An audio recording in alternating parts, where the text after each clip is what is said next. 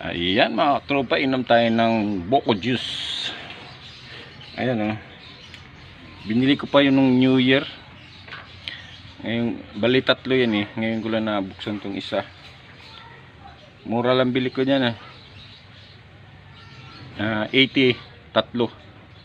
Tapos bumili rin ako ng dalawang may yung may tubo na. Ayan dalawa bonsai natin yan. Bili ko lang dyan 50 dalawa.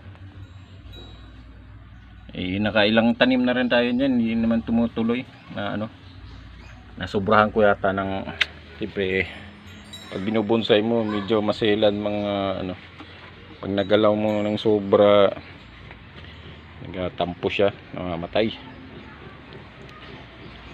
Ayan, Boko Juice tayo.